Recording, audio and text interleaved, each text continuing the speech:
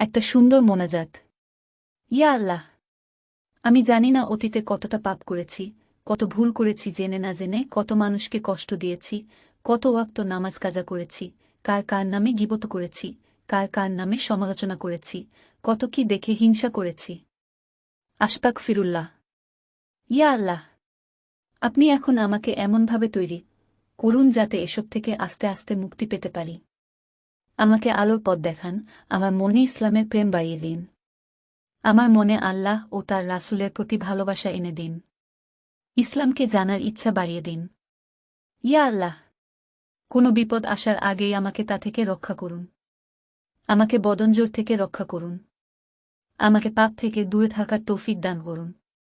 ইয়া আল্লাহ, আমার ঈমান বৃদ্ধি করে দিন, আমার মনকে নরম বানিয়ে দিন, আমাকে বেশি বেশি তওবা করার তৌফিক দিন। আমাকে হেদায়েত দান করুন।